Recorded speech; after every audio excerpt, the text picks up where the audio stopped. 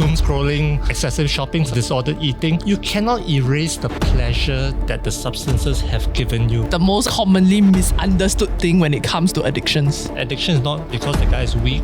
But is addiction just like a coping mechanism? At one point, there was violence in the relationship. She was emotionally manipulated to be with her partner. She kind of... Through cycles and cycles of relapses, I've seen families stand by their children. It's really the great love that parents have shown. Unfortunately, I know of someone, his family actually didn't stand by him. You don't change, you don't love us.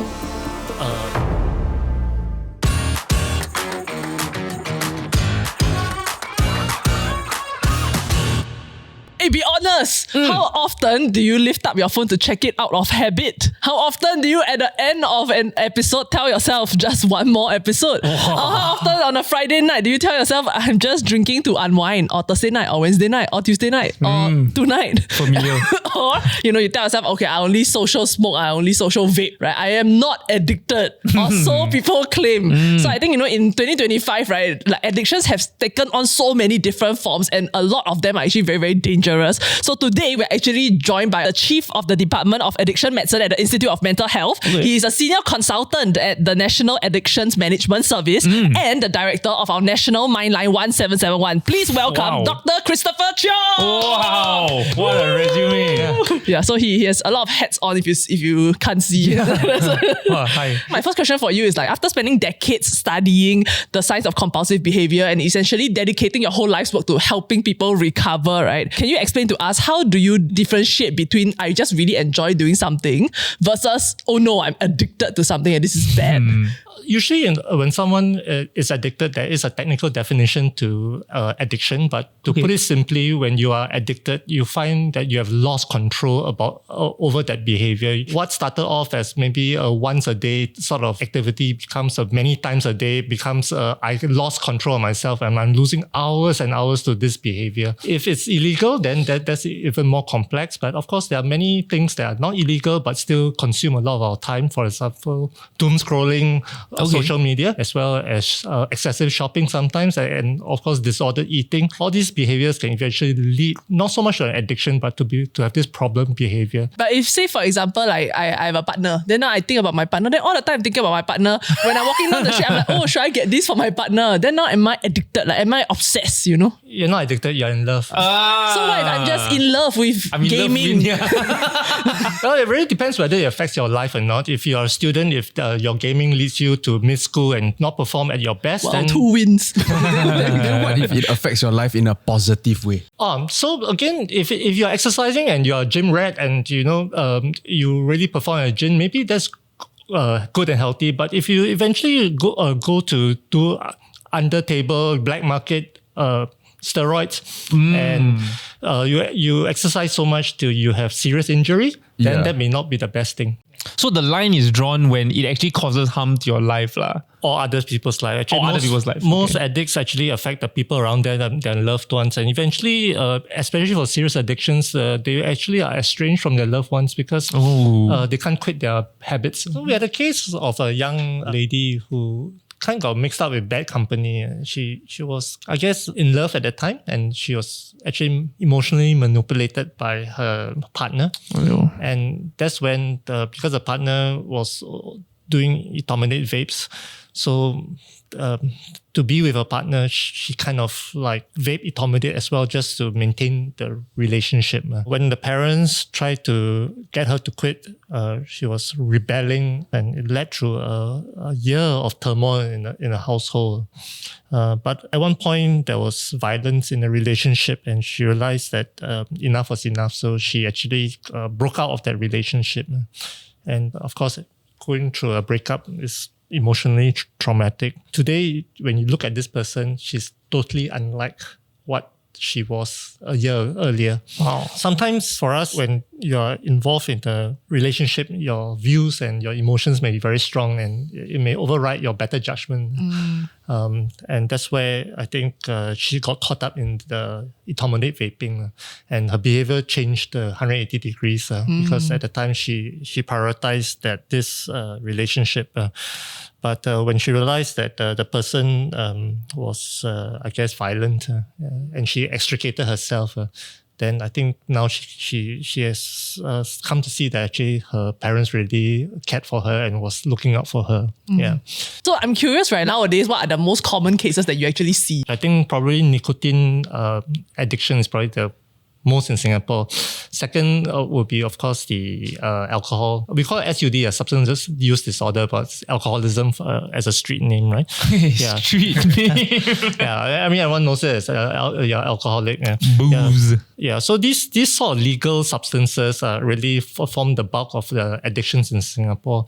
I used to run a smoking cessation clinic at one of the general hospitals here in Singapore, and we have people as young as 29, 30 years old getting a stroke because they're smoking 40 cigarettes a day. Yeah, and for many years. Wait, that's like more than one pack, right? That's 2 packs. That's almost 2 packs a day. That's also expensive. And it's not just the expense, but the fact that they harm themselves. And many of these people who have strokes and early strokes, I mean, at 29, 30 years old, it's way before their time. People usually get strokes in their 60s and 70s. Of course, there are other addictions that we can relate to, gambling addiction. And then for the youth and young adults, what's fashionable that year changes from the previous year. Yeah, so it's just that right now in 2024, 2025, etomidate seems to be the new drug. At the school level, I think there may be a culture going on whereby vaping may be seen as fashionable, but actually what happens is that the more they do it, they may even crave more highs in the future. And the vape can become a gateway to even more serious drug abuse. From vape, they may, depending on the social circle they hang out with, they may then experiment with cannabis, and then it may not stop there, and it just goes on and on until such time they cross the line, and then they get caught and go into the drug rehabilitation center. What's actually more dangerous now is that used to be the case, I think, when vapes were just nicotine vapes, but now that with K-pods or like, I believe it's Etomidate? Etomidate. Yeah. So nicotine vapes is bad in itself because many of them may think that nicotine vapes are not as harmful as cigarettes. But in fact, because of the component, the carrier liquid inside the vape, once it's vaporized and goes in our lungs, it can actually cause inflammation in our lungs. And there are many examples whereby people have all sorts of lung problems because of the chronic use of e-cigarettes. Right. Now, the second problem that gets laid on is that they become more creative and then they add in other drugs. In the past, we have even found ketamine in the vapes or even cocaine. Now, etomidate is now classified as a Class C drug, but certainly the other two drugs, such as ketamine and cocaine, will definitely land you up in the drug rehab center. What would you say is the most, I guess, commonly misunderstood thing when it comes to addictions? For the serious addiction, I think many people think the person is weak, but they don't understand that actually addictions is actually a very complex medical disorder. Yeah, and it's many people with serious addictions actually have other family members that have other addictions.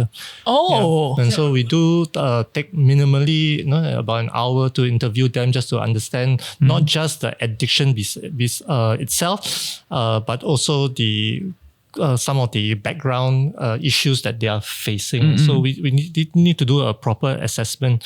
Thereafter, then we get our rehabilitation counselors to talk to them over several sessions to try to help them unravel their reasons for addiction and how they actually stand up to temptation. Yeah, a big part of our work is how do you overcome that temptation to use the substance again. Yeah. Can I ask, right, when you in that initial interview that you mentioned, when you first speak to an addict, how honest are they? Do they downplay or try to avoid certain things? I think in an addicted state, many people would try to minimize the problem. In fact, it is actually, honestly, a minority. Only a minority of people with addiction step forward for help, and we really encourage people to come forward for help. In our Singapore studies, I think less than 10% of people if not for some criminal thing that happened, they would not have stepped forward for help. So they are unwilling participants, like almost. I think our human brain is faulty by design. we would definitely tell ourselves everything is okay and it's not an addiction. I can control myself. For us, we call it defense mechanism. Yeah. We bluff ourselves. You give yourself a million reasons to buy the next iPhone. I just needed to. But is addiction really just like a coping mechanism for something else? There is usually an underlying issue. It's something that is driving their behavior. If you look at the broad world of addictions, I think it's quite clear that some people have very traumatic childhoods. They come from a life of repeated long-term adversity. In their growing up years, bad things may have happened to them. They may have experienced difficult parents. Then the child becomes a highly stressed child. And sometimes they will turn to substances, the easiest being nicotine, in order to cope with their anxiety, their stress level. Does it work where if you troubleshoot that already, then the addiction will solve itself? They have a much higher chance of keeping clean for longer. Okay. But there's also another group, by personality, they are very hedonistic. Yeah, they love to chiong, chiongsters. Yeah. You say hedonistic but chiongster. So they constantly need the high. So that's another personality trait. They always need the high. They always want to be gotta go fast, stimulated, and so all of us have our vulnerabilities. That's why some companies produce the 30 over flavors of ice cream, right? So for those people who are on the drugs, we have cannabis, methamphetamine, and we have heroin, and we have ecstasy and ketamine. Not everyone goes for the same drug. They have a certain vulnerability to a particular substance. No, but it's fair enough because like some are hallucinogens, some are relaxants, etc. Why I know so much?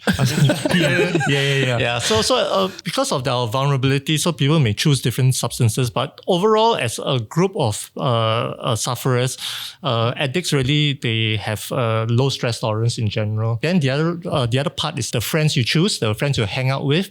Because if your buddy is going to tell you to drink alcohol, chances are you're going to drink more alcohol. So if your buddies introduce you to smoking or vaping, then chances are because of social needs and you want to fit in, then you may pick up this habit. So specific to addiction, are we looking at let's say like a child being exposed to things that are more addictive in nature? Or are we looking at the parents or showing signs of addiction that they then follow? So when it comes to smoking, for example, if a family member smokes at home and smokes a lot, then it will be seen as normal or normalized within the household. Then for us, in the cases that I deal with for the upskirters, many of the serious upskirters have very early porn exposure, pornography exposure, as early as late primary school perhaps. If parents are not careful about how they leave their computers on, their tablets, whether they're protected with passwords and leave the young child exposed to the internet without supervision, then this again forms the environmental aspects of the addiction. But something I'm very interested to know, especially with maybe not just exclusive to upskirters, but in these level of addiction crimes, how is it that the addiction overcomes almost like a person's sense of social responsibility or almost like social awareness that these things are not okay? In all addictions, there is one final meeting point, and people typically find that they've lost control. The addiction becomes their primary goal in life. They constantly seek that particular behavior in order to get the dopamine. We as human beings, the more we have, the more we want. So this is the nature of addictions. More and more is never enough. And the more we have, the more desensitized we are. So I take the example of alcohol. Everyone starts with beer, a mixer, it's maybe 5% alcohol. But if they do it over and over again, the next stop will maybe soju. The next stop may be sake. And then the later stop will be maybe the hard liquor like gins and whiskeys and vodka.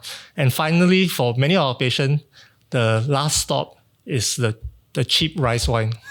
Wait, this is such a specific journey. Yeah. It's the nature of all addictions. And even in the world of drug addictions, they go from the soft to the hard, super hard. We get desensitized. We want more. So in the end, nothing is pleasurable anymore. Okay. It's quite interesting with me because like I'm someone who really enjoys a beer. Like I don't think I'm addicted. I don't think I drink till I get drunk, but I really, really enjoy one. And recently, because I drive and I went to F1, right? Then I was like, I can't drink. And then they were advertising Heineken 0.0. So I thought, okay, let's just try. And it really hit the spot. Like there was no alcohol in it. I can't taste alcohol, but I realized that just the act of drinking was enough for me. So maybe I actually like the act of drinking alcohol rather than the alcohol itself. So maybe what like smokers need is just like a lollipop stick. Like a straw. Like just like something to hold, like to breathe, you know? So there are many ways that they have tried. Some people even tie their two fingers together, you know? Yeah. Oh! With a red rubber band, and it kind of reminds them that they're holding a cigarette. Yeah. No, something I found out also from friends who have successfully quit smoking, they replaced it with snacking. Not necessarily the most healthiest thing also, but they just kept their mouth busy. Yeah. Here's what I'm curious about, right? Is it actually a fair argument that vapes actually help as a cessation tool, or is there more effective ways to actually stop smoking if like someone's a cigarette smoker? People who market nicotine vapes, e-cigarettes, their marketing strategy is very sophisticated. They will try to sell the idea that e-cigarettes is a safer option to traditional cigarettes, but they don't tell you the idea that the vaporized liquid also causes inflammation in your lungs. So it's all a marketing strategy.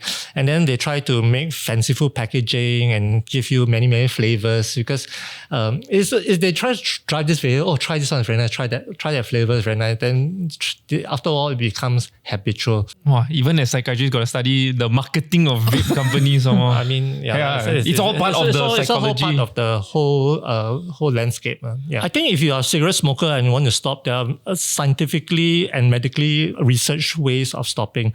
So the ways in which we help our patients at the National Addictions Management Center is firstly to see if they can quit on their own through behavioral methods, increasing their motivations and trying to understand why they are smoking in the first place. If they still can't quit because of behavioral methods, then we may recommend nicotine replacement. So nicotine replacement can come in the form of a patch, it can come in the form of gum, or even a aerosol spray. And if that still doesn't work, we have medications which are available to help people quit smoking. So I think that is the healthier, or rather the safer way to quit smoking, because vaping in itself is already illegal in Singapore. Back before the more drug-laced vapes became more of the trend or more of the norm now, people actually didn't think that nicotine vapes were that bad. Even in recent times, I think the government has also implemented much heavier penalties like jail or even like enforced rehab and fines and everything. So how harmful is vape such that it requires this extent of enforcement? Smoking itself has many consequences down the road: heart attacks, strokes, high blood pressure, cancers. So likewise, when it comes to nicotine vaping, nicotine itself is addictive, and one of the things we may not have spoken so much about is all the withdrawal that comes when a person stops nicotine vaping. And then added to that, the etomidate vapes that actually has direct harm in all the things that you see on media, right? The accidents and all that. I'm wondering, is like, they show a lot of the viral zombie videos, they standing on the bridge or what, right? Like, is that real? It's real. Because you are in a dissociated state. The dissociated state means you're physically present, but your mind is not there. Okay. You don't have a complete control over your arms and legs and the way you want to move and your personal and your behaviors. So do I know, for example, I'm crossing the bridge? You may think you are just walking somewhere. You could Right. be in another so-called space.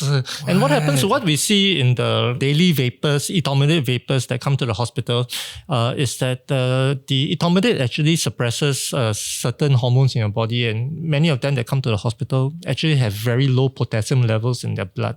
And this is the direct harm that is caused by etomidate vaping. And these people who have low potassium in their blood, they can lead to heart rhythm abnormalities, and they may lead to your muscle twitching, because we need a certain level of potassium in our blood for our body to work properly. Like, how extreme does it get? The most extreme is actually what you see on the the social media. People are zombied out. They put themselves in a dangerous position. If they make it to the hospital, they're relatively safe already because all the equipment is there. He accidentally walked into a hospital. I mean, at our National Addiction Center, we get a request from the police quite regularly for people who have lost their lives to their addictions. Many of these are actually, it's usually for one or two reasons. The first reason is because they have taken their own lives because they feel so lost and disconnected from their families and all that. But the second reason is because it's accidental. We have people falling off height because they're intoxicated. We have people falling into Singapore River because they're intoxicated. So, or crossing the road accidentally.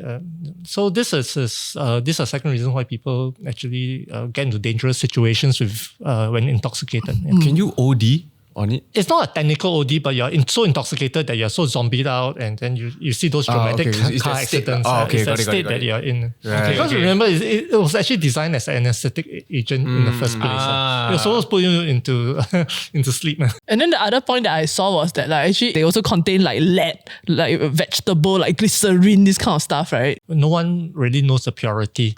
There's no regulation. We don't know where the sources are. You can't even try. Even if it came in a box, you can't even trust what's printed on a box.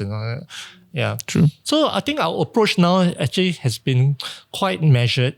Right now, the current policy is to classify it as a Class C drugs, and the government is giving the first-time offender a chance to come for rehabilitation in lieu of prosecution. So this is, I think, a measured approach to encourage people to come into rehab as opposed to throwing the prosecution angle. They also say that if you go voluntarily, you actually don't get a record and all that, right? Do you find that there are a lot of people coming to do that nowadays? Yes. So we do have a trickle of people stepping forward to come to the center for voluntary treatment. They are mainly brought in by their loved ones because the loved ones typically are more concerned than the patient themselves. Yes, and the current policy is that if you come in voluntarily, they will not prosecute. Yeah. I wonder, what is the process? Is it say I check into DRC and then straight away you take away the vape that I'm just cold turkey, or how does it work? No. So our quick vape program is actually a voluntary program. So when you first come to the hospital, we will do the assessment to see the severity of the vaping. And then we'll see if there are other psychiatric illness that need to be addressed. Then we'll treat if there is any depression or anxiety. Thereafter, you'll send through counseling to help you quit the habit. And we will specifically work on helping you prevent a relapse, helping you with strategies to prevent you from turning automatically to vaping again when you're stressed up or you're upset. And specifically also how to disengage with your friends who are not really your best buddies because they are the one that's really influencing you to vape. And how long does this process usually take? For the voluntary program, it's up to about 3 months. Most of our patients are outpatients. They come in as an outpatient and see our counsellors without having to stay at the hospital. The cases that stay with us is because typically they are brought in by the police because they're in an intoxicated state and they need to detox first, and then we have to work through their difficulties with them. So what is the psychological reason behind why people relapse? Because you know that this is wrong, you've learned the lesson already, you know that you shouldn't, yet you still do. So the nature of addictions is that, let's say, let's talk about substance addiction, it's the nature of that chemical that's used. Certain chemicals are highly addictive. Methamphetamine, heroin, these substances actually rewire your brain chemistry when you use it at high doses on a recurrent long-term basis. And it's irreversible? It's not irreversible. You can stop your habit, but you will always have that vulnerability because you cannot erase the pleasure that the substances have given you. Right. So when you know this key enters this particular lock and unlocks pleasure, you cannot forget that. And each time you're stressed, you're very upset and you want to chill down, you may be tempted to unlock Right. that Oh my pleasure. God, so difficult. You've opened Pandora's box. Yeah. It's- So you're like a don't try everything once kind of guy lah. Yeah. Never try. Never try. This, I mean, these are no-go areas and we shouldn't go there. yeah. Okay. How do we balance the idea that we want to be able to have as much information as possible? And so this is a key information to help explain addiction or even abuse without making it faultless for the perpetrator, because it almost feels as though the perpetrator can go, it's not my fault, I was born like this. You know, like how do we then still put the accountability and responsibility on the perpetrator? I think everyone must be responsible for their own action and accountable for their own actions. I mean, while working in this field for so many years, I come to empathize a lot of from their backgrounds, because some of them do have very, very bad backgrounds. And we try to help them unravel their how they cope with their histories, how they cope with their traumas. And it's not that we remove blame from them. We help them to understand in the hope that by understanding what happened to them and taking steps to cope with their anxiety or their triggers that cause them to need to use drugs, then hopefully they can reduce their consumption. And like probably make different choices down the road as well lah. Yes, and realize that they are burning a lot of bridges along the way, especially to the people who love them. Yeah. One of the most amazing things that I've seen in my work is really the great love that parents have shown for their kids. Through cycles and cycles of relapses, I've seen families stand by their children and continue to support them. And this is where I see really great love. It's really moving for me as a psychiatrist. And when I see that happen, I mean, it really touches your heart. I'm quite curious then, like, what are like maybe some telltale signs, right, that a family member might need help? The clear signs is that they start to withdraw, because in an addiction, that particular behavior becomes the number one thing they're interested in. They lose sight of the fact that they must talk to their family members, they must talk to their friends. They just zoom in on that particular behavior that drives their addiction. So that's the number one sign, the withdrawal from their social circles. The second one is when there's the deterioration in either their work or their school, depending on whether they're a student or a worker. The third thing is when they start to cross the line into criminality. Stealing money to buy the vape, trying to lie to try to get the vape. So there are many of these signs that will tell you that person is really into vaping. So I guess like in all your years supporting these families, right, what is maybe one thing that you've noticed that actually is very helpful for families as a unit working through this? I think it's firstly understanding the signs of addiction and show your love, show your care, show that you're still with them. Next is don't facilitate the problem, regulate the allowance that you give to them. And then the next thing you should do is you should be vigilant, see what they have in their bags, and you also need to really see who they're hanging out with. Yeah, because for students especially, it's really the peer pressure and peer influence. And certainly if they are not prepared to seek professional help, the first step may be just to approach anonymous services like 1771. I have a curious question. So I know of someone who actually suffers from addiction, right? And unfortunately, unlike the cases that you've had, like his family actually didn't stand by him because there was an instance in which he got violent. And it was one momentary, moment, but that was enough.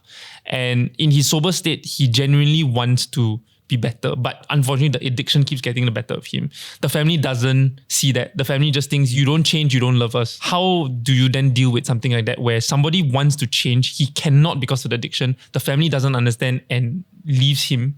Like how do you approach a case like that? So part of our team members at the National Addictions Management Service are social workers because we need families to heal. So we try to facilitate family meetings to help them understand the cycle of addiction. That addiction is not because the guy is weak. It's that the idea that his behavior has got the better of him and hijacked his brain already. So we try to help the family understand. Not all families are open to the idea because behind this addiction, there's many years of disappointment, of betrayal, being cheated, and broken promises. And many people actually along the way, because their addiction has impacted their career, their family life. So not all families are prepared to reconcile at this point in time. But we'll keep trying. So the harms of addiction is not just the behavior alone. It's that you really have a lot of other damages in your social life. We've seen it all. Many of people who are addicts they are very lonely and they are very depressed because they've lost total control to that particular behavior. We acknowledge the pain of families, but we also hope that with time they will recover and reconcile. Most of our patients with addiction at some point will break free. It's just that it may not be the first time, it may not be the second time, it may not be the third time, but at some point they can kick the habit, and hopefully at that time the family are still there to be with them. Okay, so we've come to the end of today's episode. A big thank you to Dr. Cheok for joining us and sharing with us all your knowledge, answering all our many questions. If you are specifically struggling with vaping, for example, there is quite a lot of help available under the Quit Vape program. For example, for nicotine vaping, HPB has an I Quit program. If you are struggling with Atomidate vapes, you can actually approach the following list of agencies. We will type it down here because there's quite a few. And for more information, you can visit gov.sg/quitvape. Thank you very much for joining us, Dr. Cheok, and we'll see you in the next episode. Bye-bye.